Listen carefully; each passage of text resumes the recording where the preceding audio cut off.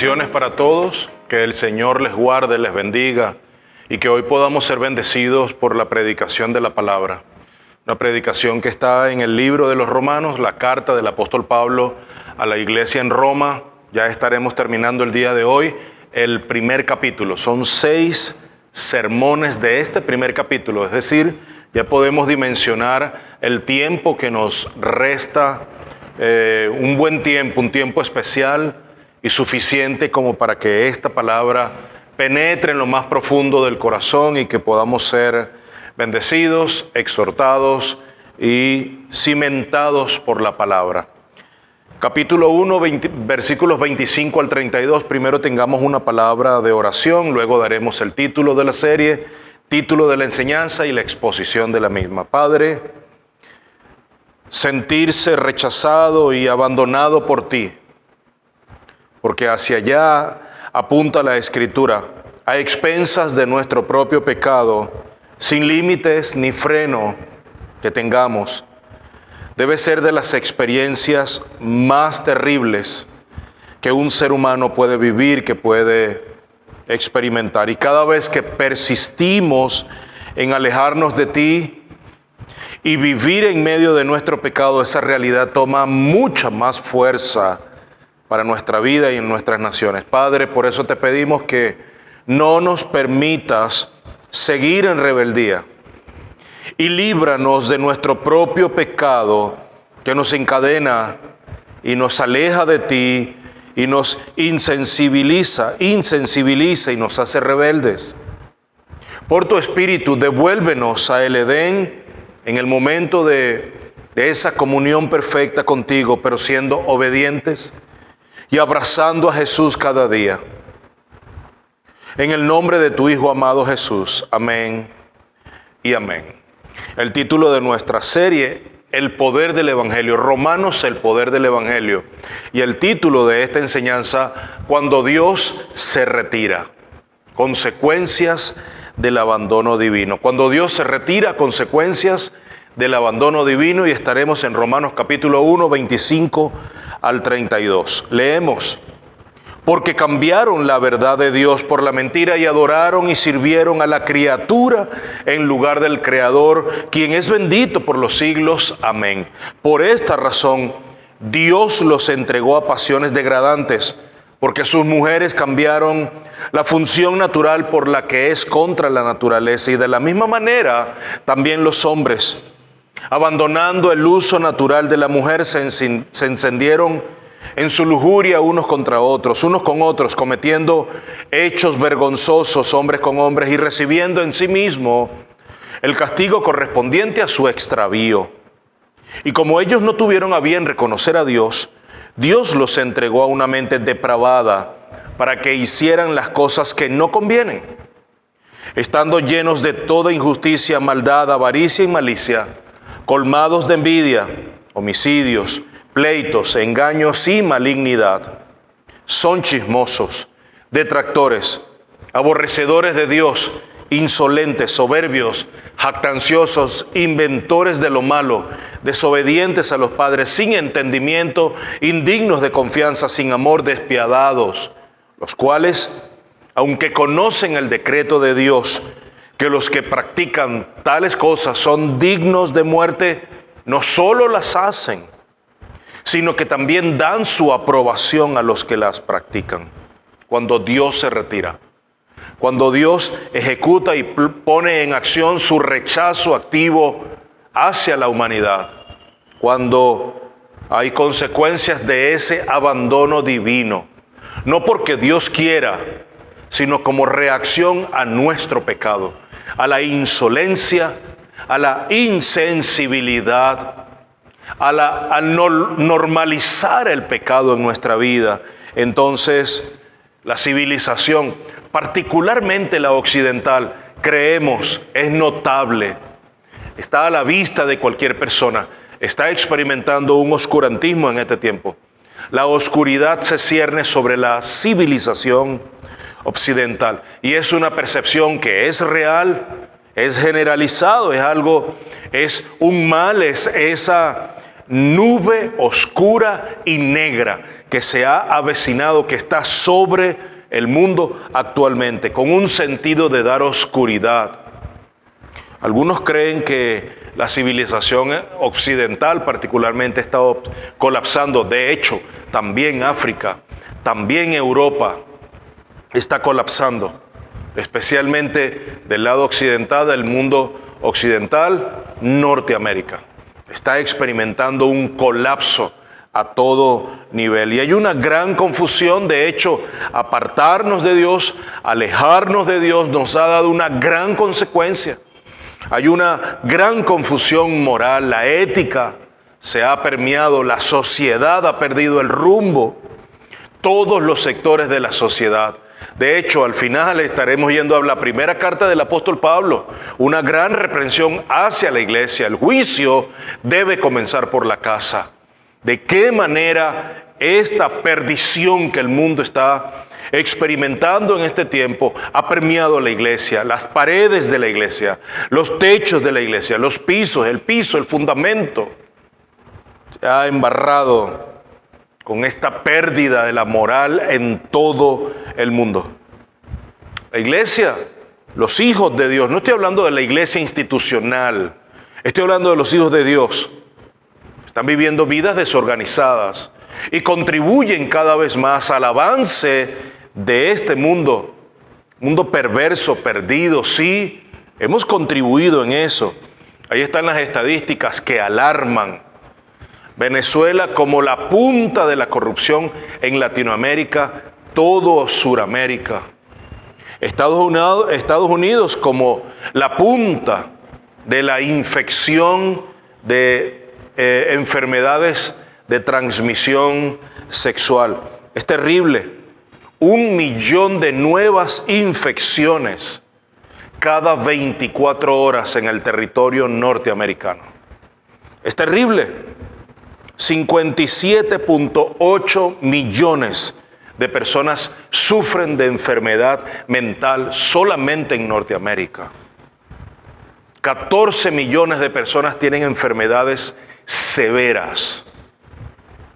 Sin hablar de más de 300,000 personas muertas anualmente, aproximadamente de manera anual, por cáncer uterino, mujeres, producto del virus del papiloma humano, del VPH. Es terrible estas estadísticas. Más de 100,000 muertos anualmente en Estados Unidos por sobredosis. La Organización Mundial de la Salud indica que diariamente se suicidan alrededor de 2,000 personas. Yo no sé si usted tiene la sensación de que este mundo está bajo juicio activo. No es que ha estado y no es que estará, está bajo juicio activo. Creemos que activamente en el mundo Dios está reaccionando continuamente. No tenemos la sensación y no estamos sensibles como para percatarnos de que muchas de las catástrofes que viven nuestras naciones son producto de la reacción de Dios hacia la ira al mundo, producto de nuestro pecado. Y esa es la reflexión en Romanos capítulo 1. Cómo la humanidad ha cambiado la verdad por la mentira, ha hecho una transacción. Poseedores de la verdad porque Dios se la ha revelado al hombre. El hombre conoce, de hecho, Pablo, versículos previos, dice, no tienen excusa, de manera que no tienen excusa. Conocen a Dios, conocen de su revelación, pero han cambiado la verdad que Dios la ha depositado en nuestro corazón, la hemos cambiado por la mentira. La hemos intercambiado. Hay algo que nos atrae de la mentira. Hay algo que rechazamos de la verdad. Y ese análisis necesitamos hacerlo en nuestra vida. ¿Qué es lo que es compatible en mi corazón, en mi mente y en mis emociones que se siente tan atraído por la mentira? Ese patrón comenzó en el Edén. y está presente hasta el día de hoy. Y se menciona reiteradamente en este capítulo, últimos versículos, de hecho desde el 24, solo que nuestra lectura está a partir del 25 hasta el 32, pero desde el 24, 26 y 28 se mencionan 3 momentos en los que Dios los entregó. Así se indica, y esa frase tiene un sentido y tiene un significado. Dios los entregó, verso 24, a la lujuria de sus corazones. Verso 26, Dios los entregó a pasiones degradantes. Verso 28, Dios los entregó a una mente depravada. Entonces el hombre había acumulado por mucho tiempo, por muchas décadas en su corazón, pasiones, depravación, lujuria, todo eso acumulado continuamente, sin percatarnos, porque hemos normalizado el pecado en nuestra vida. Dios necesita reaccionar a eso para traer limpieza a nuestros corazones. Jesús en el templo es signo en minúsculo de la reacción de Dios, de su ira sobre el pecado en el mundo. Y este mundo, lo sabemos, Norteamérica, Latinoamérica, había sido impactado por un pensamiento judío, por un pensamiento cristiano. Pero poco a poco, de manera gradual y sistemática, nos hemos ido alejando de esos principios judeocristianos. Hoy se nota. Hemos perdido la orientación en nuestra familia. Hemos perdido el propósito de cultivar una familia sana, funcional. Y hoy, desde el Estado y desde organizaciones, están atentando en contra de la familia, promulgando leyes, aprobando leyes. De eso estaremos hablando, pero creemos que el centro es que el hombre ha cambiado la verdad por la mentira. Y eso se resume en nuestra vida y se resume en sociedades y culturas en donde adoramos a la criatura por encima del Creador. Eso es lo que dice Pablo. Entonces Dios nos entrega.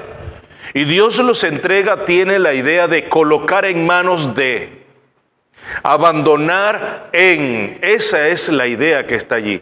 Es decir, somos de Dios, pero nos hemos apartado, hemos abandonado a Dios, lo hemos rechazado a Él y a su palabra y a todo lo que tiene que ver con lo divino. No queremos nada, no tenemos nada que ver contigo, Dios.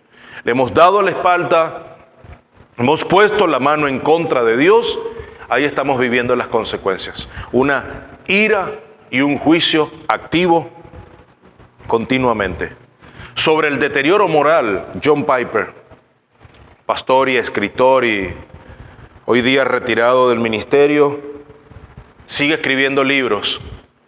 Aquí está una de sus citas. Cuando una sociedad se hunde en la decadencia, cuando, como le llamamos, en esa espiral descendiente, una característica es la incapacidad de ver lo que está sucediendo. Puede estar sucediendo en nuestros propios ojos, en nuestras propias narices, y no tenemos la capacidad, ni el discernimiento, ni la sensibilidad de percatarnos de que algo está mal. Entonces eso habla de la decadencia de una sociedad que se hunde en su propio espiral descendiente. El experimento del sapo, cuando lo colocas en un agua que está a temperatura ambiente, prendes la hornilla, prendes la estufa y empieza el agua a calentarse gradualmente. El sapo no se va a percatar de que esa agua va a estar hirviendo en algún momento. Así está sucediendo en nuestras sociedades, gradualmente. Y entonces eso ha terminado en que hemos normalizado la descomposición moral.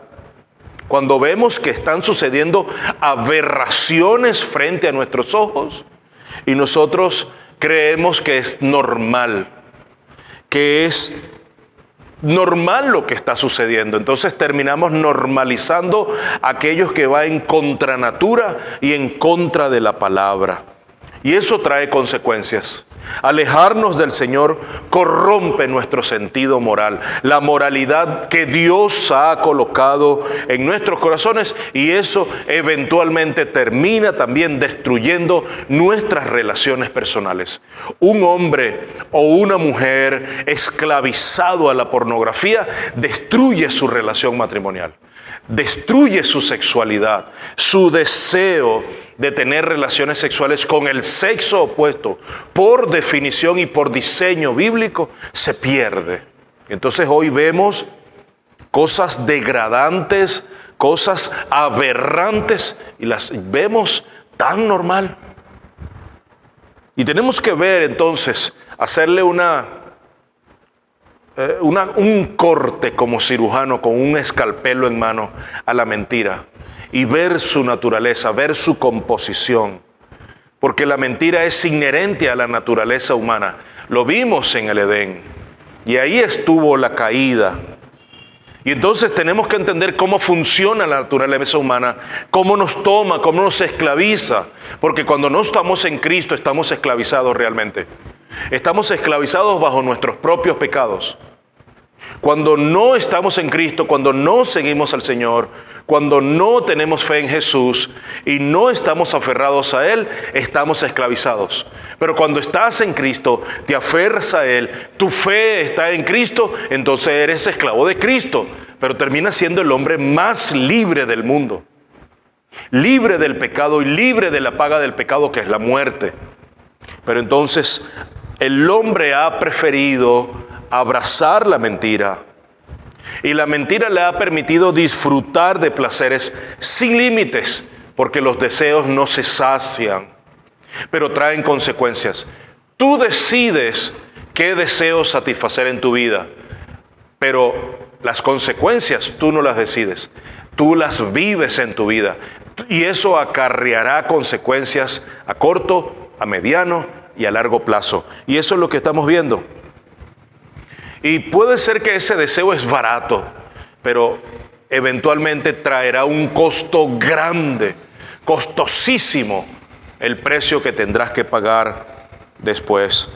Y hay reflexiones que necesitamos tomar nosotros. Necesitamos reflexionar en qué manera, en qué magnitud, de qué manera nosotros hemos albergado mentira en nuestro corazón.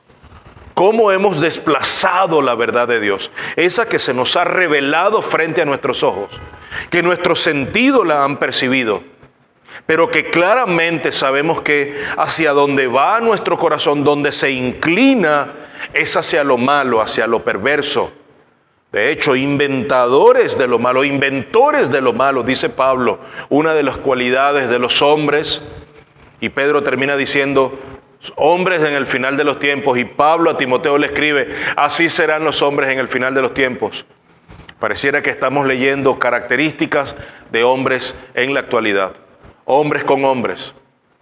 Mis hermanos, y nosotros no debemos confundir, por favor, no confundamos el rechazo a prácticas homosexuales que se ven diariamente. Libros en colegios ya se están mandando a editar y a encuadernar, y los están incluyendo en grandes naciones. No esperemos mucho tiempo para que en naciones en Latinoamérica empecemos a ver nuestros currículum manchados de la ideología de género. Mis hermanos, oremos, estemos orando, no confundamos el rechazo a esas prácticas homosexuales porque somos bíblicos con la homofobia. No lo confundamos. No somos homofóbicos. Rechazamos prácticas homosexuales, prácticas de la sexualidad contrarias al diseño bíblico. Eso es lo que nosotros rechazamos. Y muchos han encontrado salvación, independientemente de su salvación sexual, de su orientación previa, solo al escuchar a Cristo Jesús. Por eso es que estamos alertando sobre la palabra. El diseño original, hombre y mujer, Dios los creó. Y hay procreación, y hay raza humana por Adán y Eva, no dos hombres o dos mujeres nosotros persistimos en esto, mis hermanos, terminaremos extinguiéndonos. La raza humana no podrá multiplicarse como sucedió al inicio de los tiempos. XX, XY. Allí es donde está la progenie, la multiplicación del ser humano, de la raza humana. No somos homofóbicos, rechazamos prácticas homosexuales. Yo quiero que eso quede muy claro para nosotros. Hay estadísticas que alarman. Matrimonios igualitarios, matrimonios entre personas del mismo sexo, naciones que están aceptando el sexo entre personas del mismo sexo, que están aceptando el matrimonio entre personas del mismo sexo. Países que están consintiendo la sexualidad con menores de edad. Ahí están, Alemania, Italia. A los 14 años ya consienten que tengan sexo adultos con menores de 14 años de edad. Francia, 15 años de edad. Bélgica, 16 años de edad. Y eso tenderá a bajar los años por la degradación moral que estamos viviendo. Hacia allá apunta. Países árabes, hombres de 60, 70, 80 años pueden casarse con niñas de 6, 7, 8 años de edad. Y los vemos que los dan en matrimonio. ¿Dónde están las organizaciones que deberían velar por los derechos humanos? ¿Dónde están las organizaciones que hoy deberían velar por el diseño de la familia? ¿Dónde están?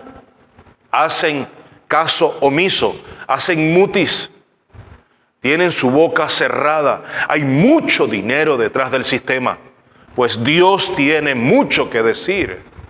Y su reacción natural, según la palabra, a la insaciabilidad de los deseos del ser humano, su reacción es ira en contra del pecado.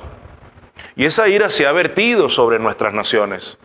Yo creo que como país, aquí en Venezuela, hemos sufrido la reacción de la ira de Dios producto de nuestro pecado. Hemos ensombrecido, hemos puesto una sombra de pecado sobre nuestra nación. Esa es una realidad. Eso trae consecuencias. ¿Cuál es la consecuencia de que Dios nos abandone, de su retirada? Bueno, lo vimos en la cruz. Cristo vivió en su carne. En la cruz, el abandono divino. Se oscureció el mundo entero en ese momento. Algunos dicen que ese eclipse se dio solamente en Israel y en esa zona. Fue un eclipse local. En todo caso, en ese momento experimentó el mundo algo devastador. ¿Qué significa entonces? ¿O qué significó para el mundo en ese momento? El abandono de Dios, de su Hijo amado Jesús en la cruz. Hubo terremoto. Se oscureció el mundo. Mis hermanos, no estamos hablando de cualquier cosa. El abandono de Dios entonces terminará resultando en corrupción a la N potencia en nuestras naciones. Corrupción moral y sexual. Y eso terminará afectando a generaciones enteras, décadas, siglos. Y creemos que eso es precisamente lo que nosotros estamos viviendo. Radicalización del pecado. Naciones enteras entregadas a sus pasiones. Mentes depravadas. La depravación humana caminando por las calles de cada nación. Hombres envidiosos, hombres chismosos, entregados a una mente depravada. Solamente en un año Estados Unidos experimentó 22,000, casi 23,000 homicidios, lo que equivale, ¿verdad?, casi a 23 minutos un homicidio. Cada 23 minutos un homicidio. La sociedad se está caracterizando por el desprecio, por el odio, por el rechazo entre la gente, pero eso lo hemos normalizado.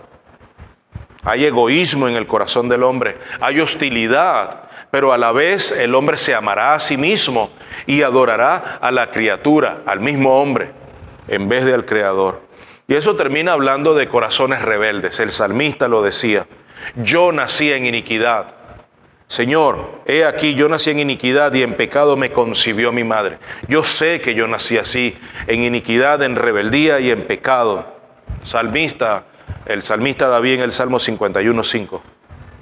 Hay naciones que están otorgando leyes hoy, derechos a niños para que se insubordinen en contra de sus padres. Naciones grandes, desarrolladas del primer mundo, decretando y promulgando leyes. En los colegios hay grandes propagandas o grandes campañas para que los niños denuncien a sus padres si no les permiten hacer ciertas cosas, si sus padres les bloquean ciertas páginas, si sus padres les bloquean los celulares y la conexión a la internet.